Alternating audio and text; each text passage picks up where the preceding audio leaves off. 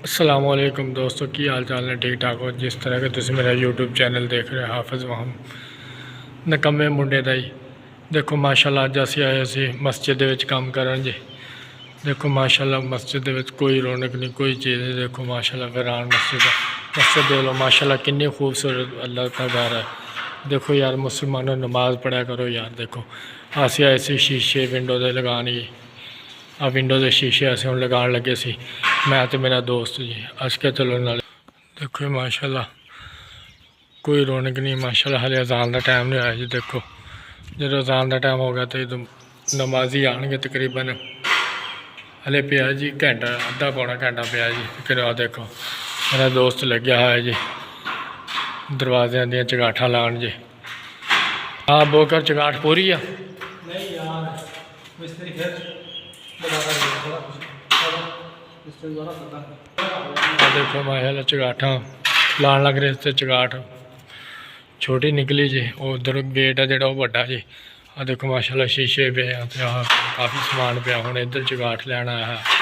फिर माशाल्लाह मस्जिद तो काफ़ी बड़ी है पर हले जेर तमीर रही है जी। काफ़ी माशाल्लाह इसका काम शम रहा है जी। देखो जो अल्लाह के घर को लाइक शेयर करूँगा जो मुसलमान अल्लाह से प्यार करता है वो अल्लाह के घर को लाइक शेयर ज़रूर करेगा और मेरा व्लॉग भी ज़रूर देखेगा वो आदमी जो अल्लाह के घर से मोहब्बत करता है। देखो यार काम शुरू होया है वह माशाल्लाह। देखो बाहर ही काफ़ी जगह जी मस्जिद दे गई तो हले मस्जिद का काम शुरू होया हुआ तकरीबन। वो यार छोटे जे डेरेदारियाँ ने डेरेदारियाँ तो इधर ही मस्जिद आती है जी इस वास्ते। हाँ देखो वरान की जगह सी जिथे उन्होंने पैसे पूसे इकट्ठे करवा के चलो यार जगह बनवा ली है। देखो जी वजू खाना वा तो देखो जिन्ना माशाल्लाह नमाजी आते हैं उन्नी एक देखो टूटियाँ लगी हुई ने। माशाल्लाह उन्होंने काम तो सोहना करवाया। देखो हदीस वगैरह वजू के हर चीज़ फराइज हर चीज़ दसिया है उन्होंने। देखो माशाल्लाह देखो जी माशाल्लाह जगह तो काफ़ी दी हुई है जिन्हें भी दी है मस्जिद अल्लाह के घर को। तो देखो जी हम पर रौनक कोई नहीं हले क्योंकि जेर तमीर हो रही है उत्तों भी हले पढ़ते भी पे ने माशाल्लाह तो मनियार पूरे रेंदे आ। तकरीबन असी ऐसे शीशे लाने तो विंडो सानू कहते भी हले काफ़ी कम रहा हले पैसों की ज़रूरत है। देखो हम बस्ती छोटी जी बस्ती है जी मस्जिद तो काफ़ी बड़ी है। देखो माशाल्लाह देखो हले तैयार होंगी पई है क्योंकि अज असी आए थे मस्जिद के माशाल्लाह। हाँ मेरा दोस्त बाहर गर्मी बहुत सी इस वास्ते आके बैठ गया कहना यार बंदे आ लेंदे उसका इंतज़ार कर रहा सी। देखो यार बहुत गर्मी है कह रहे यार। देखो यार बहुत ज़्यादा शदीद गर्मी है। शदीद गर्मी के भी देखो असी अल्लाह के घर का माशाल्लाह काम करन आए हुए हैं जी। क्योंकि मैं यार इस वास्ते मस्जिद का व्लॉग बनाया मैं कहा यार नमाज पढ़ा करो यार अल्लाह अल्लाह करा करो क्योंकि देखो यार इन्नी बड़ी मस्जिद है यार नमाजी हले तक नहीं आए यार। देखो अफसोस वाली गल नहीं यार। देखो असी आए थे अस क्या यार चलो देखते हैं भी कोई नमाजी आता या नहीं। फिर अस क्या हूँ अस एक बंदे को कॉल की सी वो कह रहा आया यार मैं 20 मिनट तक उन्हें आके अजान देनी है तो तकरीबन इन्ने आदमी कोई नहीं होंगे 3-4 का आदमी आ। अगे तो वजू खाना भी दिखाया तकरीबन 4-5 टूटियाँ लगी हुई ने नमाजियों के हिसाब नाल ही है जी। देखो मस्जिद तो बड़ी खूबसूरत बनाई है उन्होंने तो हम अगे नमाजी ने आगे जी नमाज पढ़ा करो यार दुनिया तो की लै जाना सिर्फ नमाज ही है जरा कुछ अगे। देखो यार जिन्हें मस्जिद बनवाई है यार अल्लाह उन्हें जज़ाए खैर देवे।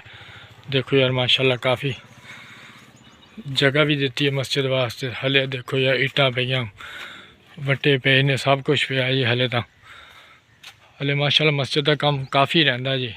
मस्जिद माशाल्लाह बड़ी खूबसूरत है। इन्हें क्या करो यार ये व्लॉग बनाते हैं मस्जिद का फलाना असी यार दुनिया को कहने भी यार नमाज पढ़ा करो यार। देखो वीरान पई है यार इन्नी बड़ी मस्जिद है यार। देखो कोई नमाजी हले तक नहीं आया यार क्योंकि बिच कोई चंगी गल भी की पता यार किसी दिल में लग जाए नमाज पढ़न लग जाए और अल्लाह कुछ भी नहीं दुनिया तो लै जाना सारा कुछ इत्थे ही रह जाना।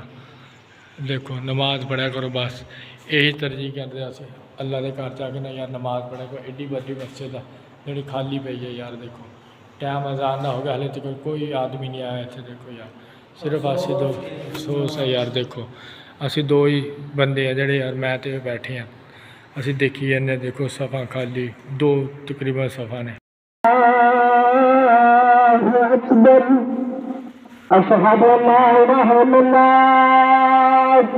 أشهد أن لا إله إلا الله أشهد أن محمدا رسول الله أشهد أن محمدا رسول الله حي على الصلاة